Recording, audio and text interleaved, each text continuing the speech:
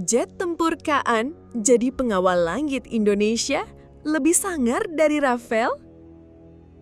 Indonesia sedang berada di persimpangan jalan krusial dalam upaya modernisasi kekuatan udaranya. Di tengah perdebatan panjang mengenai akuisisi jet tempur dari berbagai negara, muncul sebuah nama baru yang menarik perhatian, KAAN.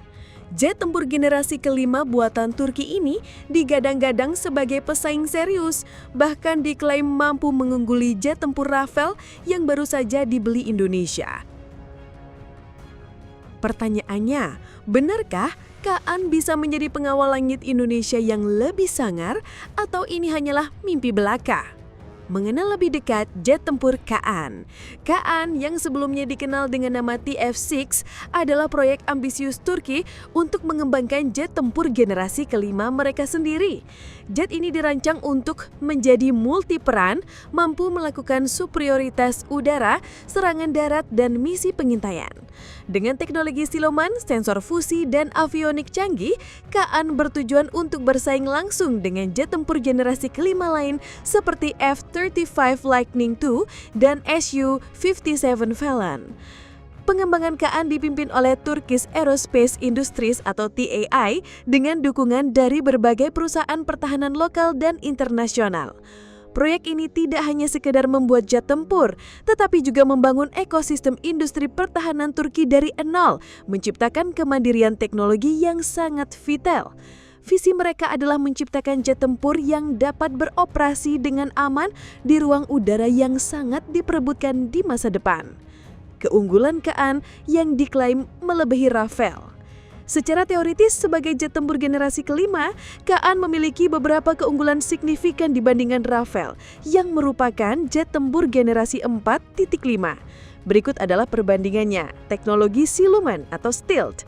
Ini adalah perbedaan paling mencolok. KAAN didesain dengan geometri yang minim pantulan radar, memungkinkannya untuk menghindari deteksi musuh. Sementara itu, Rafael tidak memiliki fitur siluman. Di medan pertempuran modern, kemampuan siluman menjadi faktor penentu untuk mendapatkan keunggulan taktis. Jet siluman dapat melancarkan serangan kejutan dan menghindari serangan musuh dengan lebih mudah. Sensor fusi dan avionik. Jet tempur generasi kelima seperti KAAN dilengkapi dengan sensor fusi yang menggabungkan data dari berbagai sumber atau radar, inframerah, sensor elektrooptik, dan sebagainya menjadi satu gambaran taktis yang koheren. Hal ini memberikan kesadaran situasional yang superior bagi pilot. Meskipun Rafael memiliki sistem avionik canggih, arsitekturnya tetap berada di level generasi 4.5. Kemampuan jaringan atau network-centric warfare. KAAN dirancang untuk beroperasi secara mulus dalam jaringan pertempuran yang terintegrasi. Jet ini dapat berkomunikasi dengan drone, jet lain, dan sistem darat secara real-time, menciptakan sinergi yang mematikan. Kemampuan ini menjadi kunci dalam pertempuran modern yang sangat mengandalkan pertukaran data yang cepat dan akurat. Potensi kustomisasi. Karena KAAN masih dalam tahap pengembangan, Indonesia berpotensi untuk berpartisipasi dalam proyek ini dan menyesuaikan spesifikasi sesuai dengan kebutuhan operasional TNI AU. Ini jarang terjadi dalam pembelian jet tempur siap pakai seperti Rafael. Tantangan dan risiko di balik akuisisi KAAN. Meskipun terdengar menjanjikan, ada beberapa tantangan besar yang harus dipertimbangkan jika Indonesia memilih untuk melirik KAAN. 1. Kesiapan dan keandalan. KAAN masih dalam tahap prototipe dan belum teruji di medan pertempuran. Masih banyak tahapan yang harus dilalui seperti uji terbang intensif, sertifikasi, dan produksi massal. Resiko teknis dan penundaan proyek sangat tinggi yang bisa mengancam jadwal modernisasi TNI AU. Bandingkan dengan Rafael yang sudah teruji di berbagai operasi tempur dan siap dioperasikan kapan saja. 2. Ketergantungan pada Turki. Bergabung dengan proyek KAAN berarti Indonesia akan sangat bergantung pada Turki. Meskipun ada janji transfer teknologi, ada risiko pembatasan atau perubahan kebijakan di masa depan. Hubungan diplomatik yang stabil menjadi prasyarat penting untuk memastikan kelangsungan proyek ini. 3. Biaya dan dukungan logistik. Biaya pengembangan dan akuisisi jet tempur generasi kelima sangat mahal. Selain itu, biaya perawatan dan dukungan logistik jangka panjang juga akan menjadi beban finansial yang signifikan. Indonesia perlu memastikan bahwa ada anggaran yang memadai untuk seluruh siklus hidup jet tempur ini. 4. Integrasi dengan sistem yang sudah ada.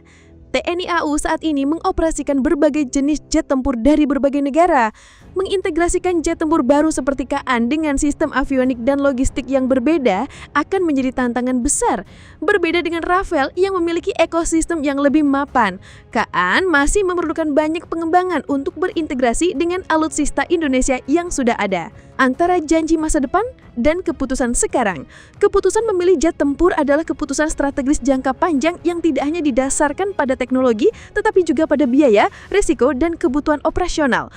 Jet tempur KAAN memang memiliki potensi luar biasa untuk menjadi pengawal langit Indonesia yang lebih canggih di masa depan. Namun, statusnya sebagai prototipe membuat proyek ini penuh dengan ketidakpastian.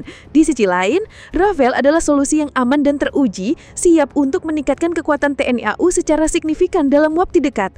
Apakah KAAN akan menjadi bagian dari armada TNI AU di masa depan? Mungkin saja, namun untuk saat ini Rafael adalah pilihan yang lebih masuk akal dan strategis untuk menjawab kebutuhan pertahanan Indonesia mendesak. Sementara itu, Indonesia bisa terus memantau perkembangan proyek KAAN dan menjalin kerjasama industri pertahanan dengan Turki. Kemitraan strategis ini dapat membuka jalan bagi akuisisi KAAN di masa depan setelah jet tersebut terbukti andal dan matang.